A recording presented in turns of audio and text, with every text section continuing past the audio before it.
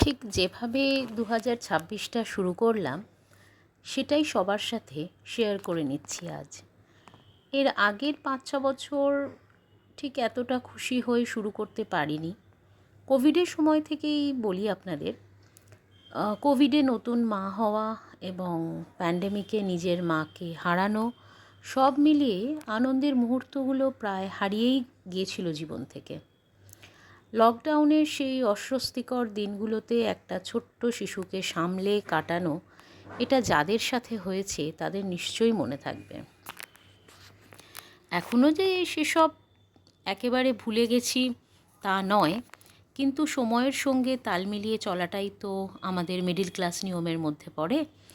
সেরকমই এই নতুন বছরের শুরুতে বেশ কতগুলো এক্সটেন্ডেড ফ্যামিলি প্রোগ্রাম পড়েছিল, সেগুলো অ্যাটেন্ড করেই বছরটা শুরু করলাম।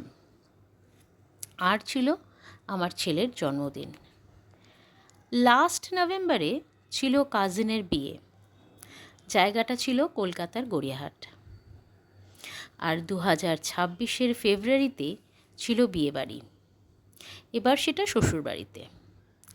বিয়ে, বৌভাত সব মিলিয়ে জমজমাট ছিল পরিবেশ। আর তারপরে ছেলের জন্মদিন দিয়ে শেষ হলো। ছেলের জন্মদিনটা এবছর আমরা বেঙ্গলে উদযাপন করেছিলাম।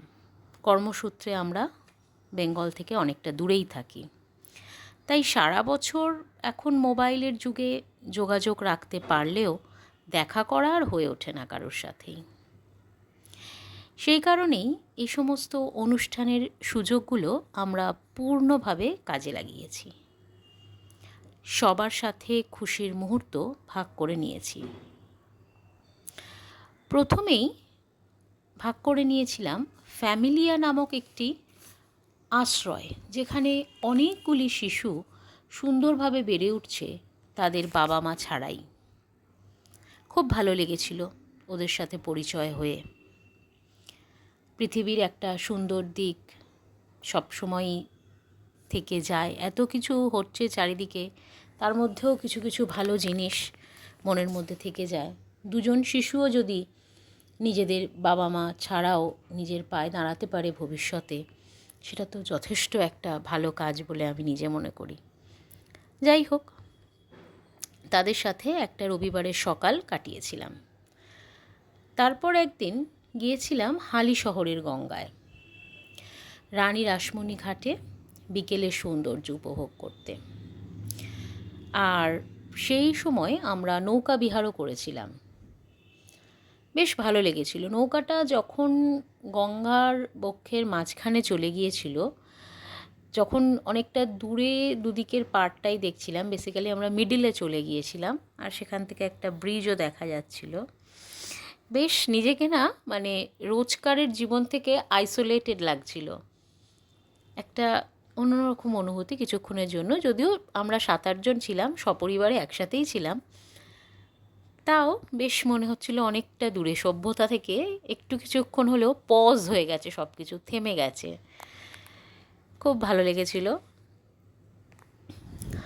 ছবিতে হয়তো সবটা দিয়ে বলা যায় না, মানে এক্সপিরিয়েন্সটা আরও অনেক বেশি সুন্দর হয়। তারপরে আমাদের যে পারিবারিক অনুষ্ঠানগুলো সেগুলো পরপর হয়েছিল। বিয়ে, বৌভাত সব মিলিয়ে খুব জমজমাট। ছবিতে আমার মনে হয় খুব সামান্যই তুলে ধরা যায় যা এক্সপিরিয়েন্স করা হয়। তবু ছবি তো স্মৃতি বটেই, কারণ দুঃখের মুহূর্তগুলো তো মনের ফ্রেমে থেকেই যায়। আর সুখের মুহূর্তগুলো আগে মানুষ কী করতো, ফটো অ্যালবাম করে রেখে দিত সযত্নে, এবং বহু বছর পরও সবার বাড়িতেই নিশ্চয়ই আছে পুরনো দিনের photo album, still photo album, black and white, তারপরে কালার ফটো অ্যালবাম, সেগুলো রেখে দিত।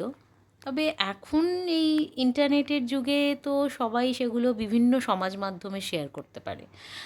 আর 5-6 বছর পর যখন সেগুলো মেমোরি হিসাবে ফিরে আসে, তখন দেখে খুব নস্টালজিক লাগে। মানে আমরা তো প্রত্যেকেই প্রতিদিন সবাই এগিয়ে চলেছি, কত তাড়াতাড়ি সব কিছু অতীত হয়ে যাচ্ছে। তো কিছু স্মৃতি যদি ধরে রাখা যায়, সেই জন্যেই আমি সমাজ মাধ্যমে ফটো ভিডিও এগুলো পোস্ট করি। ভালো লাগে অবশ্যই করতে। তো যাই হোক, বিয়েটা ছিল আমার দেওরের, নিজের নয়, শ্বশুরবাড়ি সম্পর্কিত, এক্সটেন্ডেড ফ্যামিলি, আগেই বলেছি। তো ভালোই মজা হলো, অনেক আত্মীয় স্বজন এবং অনেকের সাথে নতুন আলাপ হলো। বিয়ে দিতে গেলাম, বউ ভাত হলো, গায়ে হলুদ, হই হই করে বেশ কাটলো দিনগুলো।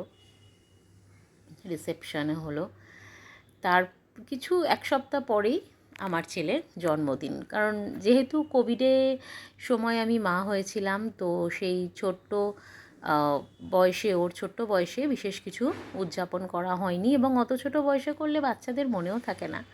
তো এখন যেহেতু একটু বড় হয়েছে, সব কিছু একটু একটু বুঝতে শিখেছে, তো যে কারণে আমরা এখন করার একটা ডিসিশন নিয়েছিলাম। এবং অবশ্যই আমরা এতটা দূরে থাকি, এখানে শুধুই প্রফেশনাল কন্ট্যাক্টস আমাদের, কিন্তু আমাদের আত্মীয় স্বজন বা যাদেরকে জন্মসূত্রে চিনি তারা সবাই বাংলার। তো আমরা বাংলাতেই, বেঙ্গলে নিজেদের জায়গাতেই সেলিব্রেট করেছি। যতজনকে সম্ভব হয়েছে জানানো বলানো, কোভিডের সময় সম্ভব হয়নি, তাই এখন বলেছি। অনেকে এসেছেন, অনেকে আসতে পারেননি। তো সব মিলিয়ে দিনটা আমরা খুব ভালোভাবে কাটিয়েছিলাম। আশা করি ও একজন ভালো মানুষ হবে ভবিষ্যতে। সকলকেই আমি কথা বলেছি, আপনারাও আশীর্বাদ করবেন ও যেন বড় হয়ে একজন ভালো মানুষ হতে পারে। মা হিসাবে আমি এটাই চাই। তার সঙ্গে তো অবশ্যই ওর নিজের চেষ্টা, আমাদের চেষ্টা, এগুলো তো থাকবেই। তো যাই হোক, তারপরে আমরা আবার ফিরে এসেছি এখন নিজেদের কাজের জীবনে। কিন্তু সেই স্মৃতিগুলো, সেই যে বেশ কিছু দিনের স্মৃতি, সেইগুলোকে ফ্রেমবন্দি করার উদ্দেশ্যে আজকে আমার ভিডিওটা করা। আশা করি এটা আপনাদের ভালো লাগবে। যদি ভালো লাগে অবশ্যই লাইক করবেন।